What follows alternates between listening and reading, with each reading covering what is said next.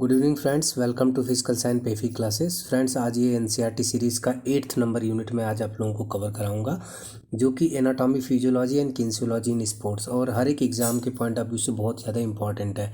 हालांकि यह जो चैप्टर है बहुत लेंदी है, अगर मैं कराने बैठूंगा तो आप लोगों को कम से कम 2-3 दिन का समय लग जाएगा इसको कवर करते करते।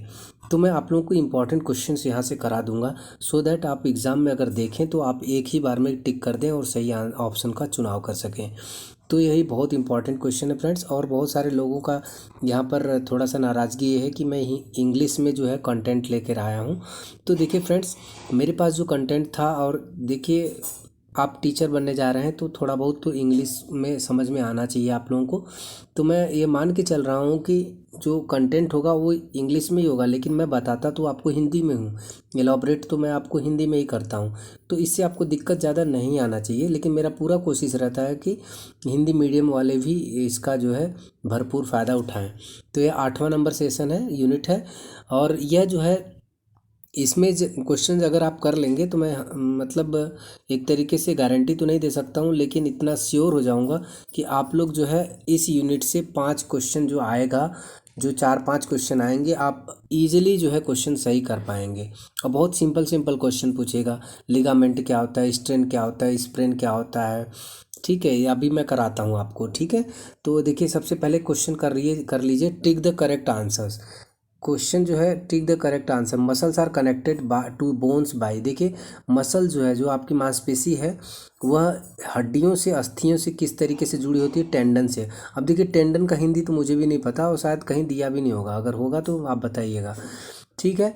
तो इसका आंसर हो जाएगा टेंडन। अब फ्लैक्सर पूछा है कि जो फ्लैक्सर होता है, फ्लैक्सर जो होता है क्या काम करता है? तो देखिए अगर मान लीजिए मैं अगर अपने बाइसेप्स को या फिर अपने आर्म्स को अगर फ्लैक्सन करूं, तो फ्लैक्सन देखिए आर्म्स हो गया आपका।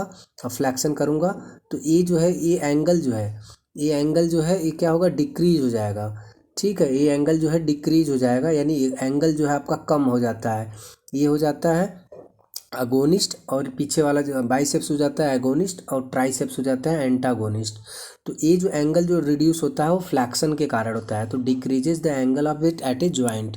तो इसका आंसर ही हो जाएगा। Shoulder and hip joints are an example. आप देखिए बहुत इंपॉर्टेंट है, और जो एस्टेट आप दिए होंगे उसमें भी एक क्वेश्चन सीधे सीधे यहीं से उठा के पूछ लिया था कि शोल्डर और हिप जॉइंट जो है किसके उदाहरण है? जो आपका कंधा है और हिप है वो बॉल एंड सॉकेट जॉइंट्स बोलते हैं उसको, और ये जो है इसको, और बॉल एंड सॉकेट जॉइंट्स को चैंपियंस ऑफ ऑल जॉइंट्स भी बोलते हैं। तो 2 क्वेश्चन यहाँ से आपका तैयार हो गया।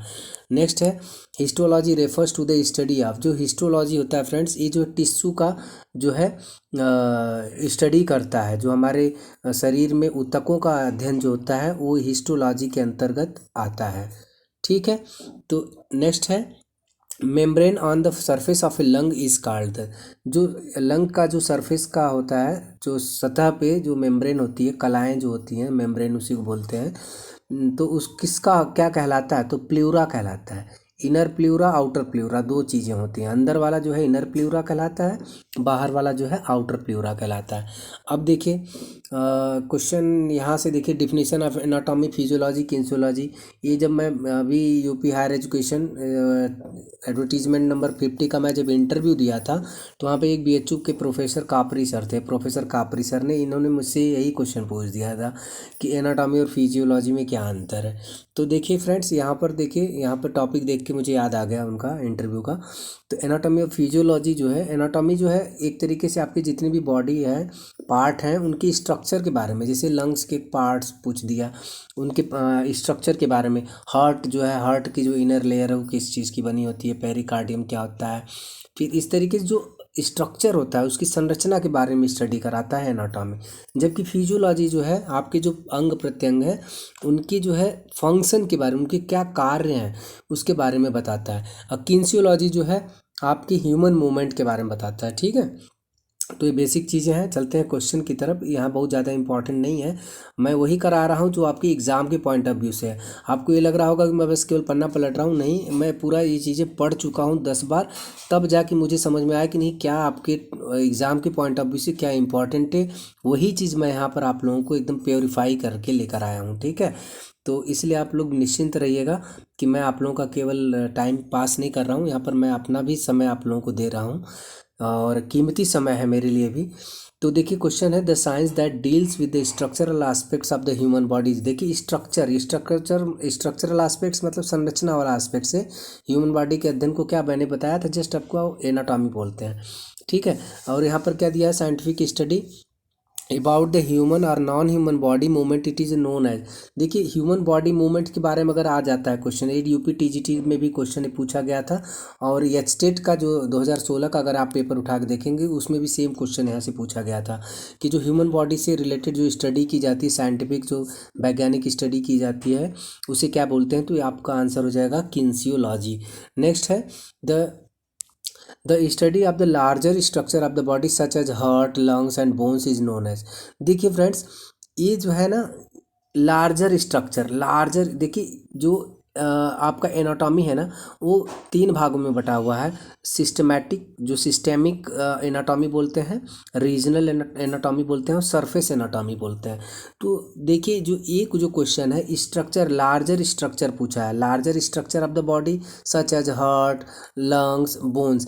एक तरीके से क्या है, एक पर्टिकुलर रीजन में है ना हमारे जो शरीर है, मान लीजिए हमारा ये शरीर है, यहाँ पर लेफ्ट में मिलेगा आपको हार्ट मिलेगा, पर्टिकुलर रीजन में है, तो यहाँ हार्ट मिलेगा, यहाँ पर आपका स्पाइनल कॉर्ड मिलेगा, ठीक है, पीछे सीएनएस मिलेगा, है ना, सीएनएस।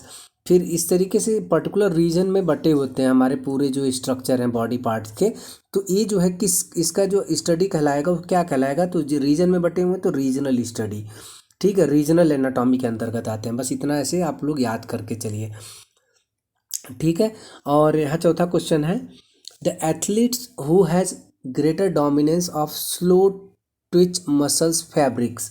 देखिए जो स्लो ट्विच मसल फाइबर होते हैं इन्हें हम क्या बोलते हैं, स्लो ट्विच ट्विच जो मसल फाइबर होते हैं इन्हें हम रेड भी बोलते हैं, रेड मसल्स, रेड सेल्स भी बोलते हैं, ठीक है, रेड मसल्स भी बोलते हैं। तो ये किस लिए होते हैं, ये जो देखिए ये अगर रेड है, रेड है मतलब इसमें ऑक्सीजन के पिगमेंट्स ज़्यादा होंगे, हीमोग्लोबिन ज़्यादा होगा, हीमोग्लोबिन ज़्यादा होगा, क्यों, क्योंकि इसमें ऑक्सीजन की मात्रा ज़्यादा होगी।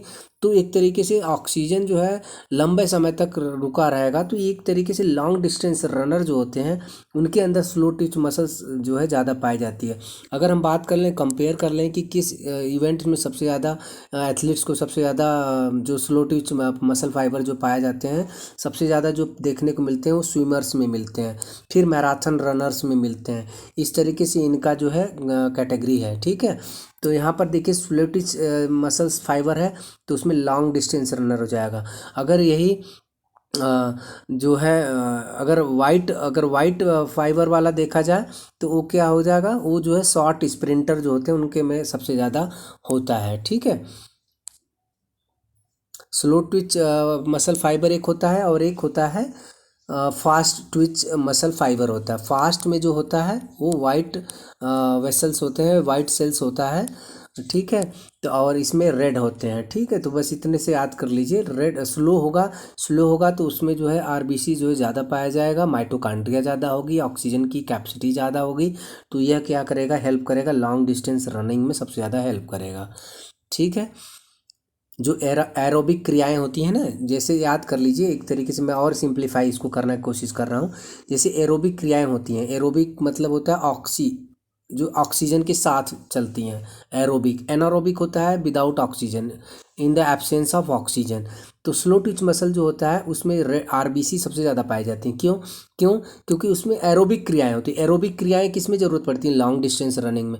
एक बार सांस बांध के आप तो लॉन्ग रनिंग नहीं कर पाएंगे, आपको छोड़ना पड़ेगा, सांस को लेना पड़ेगा। तो इससे कि कंटिन्यूस प्रोसेस होता है। जबकि स्प्रिंट है, स्प्रिंट में क्या करते हैं, एक बार अगर सांस बांधा तो आप 100 मीटर एकदम पूरा ख़त्म कर देंगे। तो इसमें एनारोबिक क्रियाएं होती है। एनारोबिक में फास्ट ट्विच मसल होनी चाहिए। तो फास्ट ट्विच मसल क्या होती है, फाइबर जो होते हैं वो होते हैं डब्ल्यूबीसी में, यानी वाइट सेल्स होते हैं उनके होते हैं, ठीक है।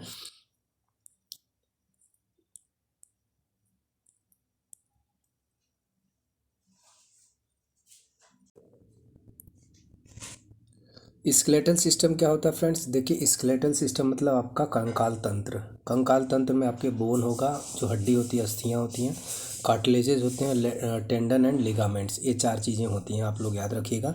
बोन है जो कि जैसा कि आप जानते हो कि ये रिजिड पार्ट होता है, काफ़ी दृढ़ होता है, काफ़ी सख्त होता है हमारे शरीर में, और इसके वेरियस शेप्स होते हैं, आकार होते हैं, साइज़, और इसके मल्टीपल फंक्शंस होते हैं। बोन और जॉइंट्स का मैं फंक्शंस अभी आपको बता दूंगा।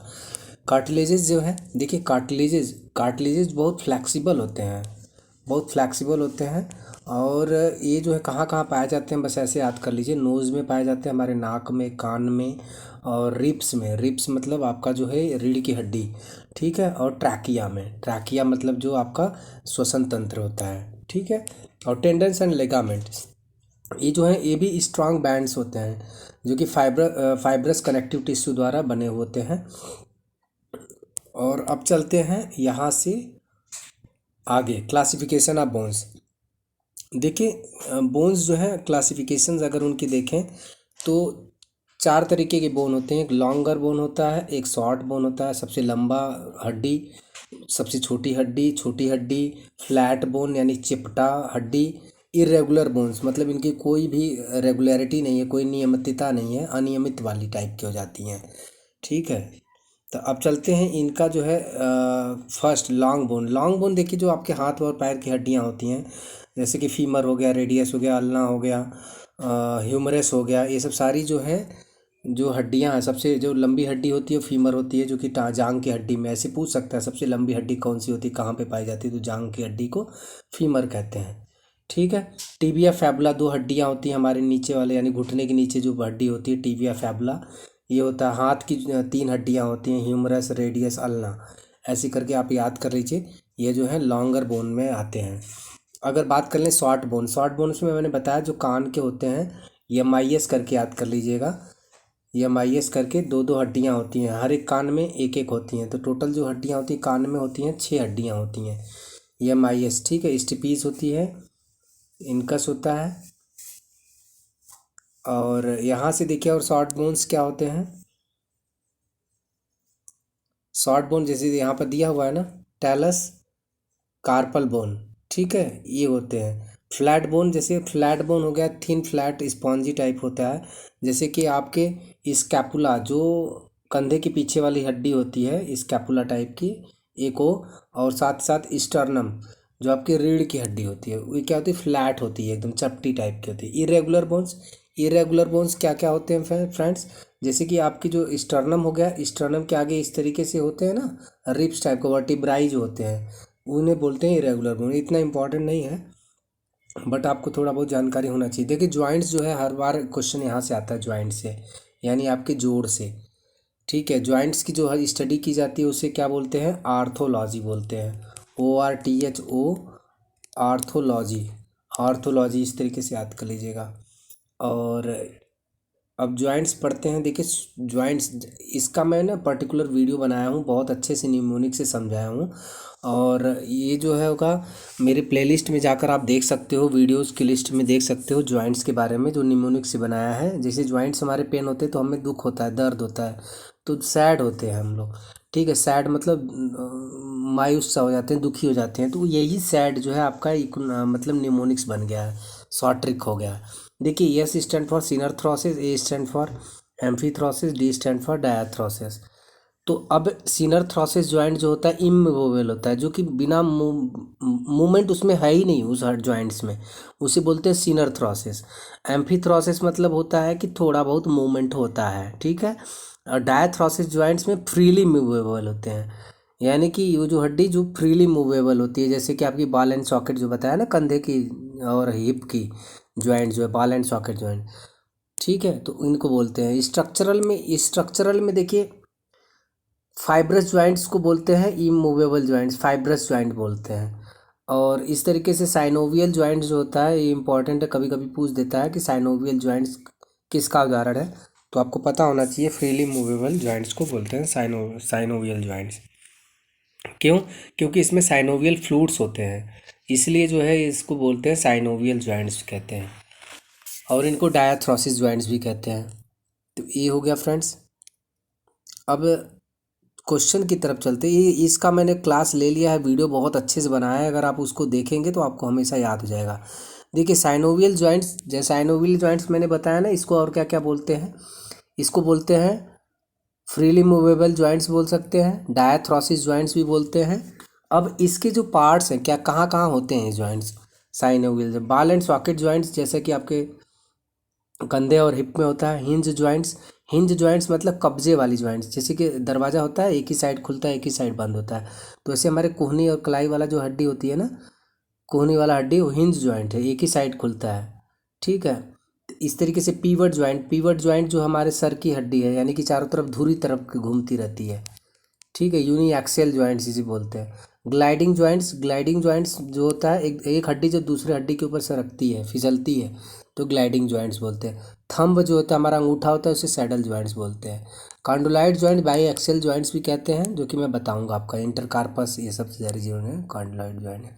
देखिए बॉल एंड सॉकेट जॉइंट्स है, यहाँ पर देखिए एक गेंद की तरह है आपका, और एक जगह फंसा हुआ है, सॉकेट में फंसा हुआ है। जैसे हम लोग कभी प्लग लगाते हैं ना, प्लग सॉकेट में प्लग डालते हैं ना, वैसे ही है। यहाँ पर जो बॉल है सॉकेट में घुस गया है, तो इसलिए इसे बोलेंगे बॉल एंड सॉकेट जॉइंट। जैसे हम गेंद फेंकते हैं तो किसका यूज हो रहा है, शोल्डर जॉइंट्स का, यानी बॉल एंड सॉकेट जॉइंट्स।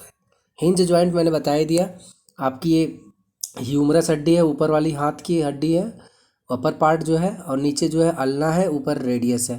तो इनके बीच जो हड्डी होती है, अगर फ्लैक्शन हम करते हैं तो एक ही साइड में फ्लैक्शन होता है, दूसरी साइड में फ्लैक्शन इधर से नहीं कर लोगे आप इसको फ्लैक्शन, तो इसलिए क्या बोलते हैं, हिंज जॉइंट, कब्जे वाली जॉइंट। पीवट जॉइंट आपका एटलस वाला जॉइंट्स होता है, एटलस और एक्सिस होता है, जिसपे सर जो है आपका चारों तरफ घूमता है। ठीक है, प्लेन और gliding joints, plane and gliding joint जो आपका कार्पल जो है, हाथ की हड्डियाँ होती हैं, वो एक दूसरे के ऊपर फिसलती हैं, तभी तो आप लोग चट चट करते हो, आप फोड़ते हो ना उंगली, वो इसीलिए फोड़ते हो क्योंकि प्लेन एंड ग्लाइडिंग जॉइंट्स है इसको। ठीक है, सैडल जॉइंट्स, सैडल जॉइंट्स मैंने बताया जो अंगूठा होता है उसे बोलते हैं, थंब वाली हड्डी को।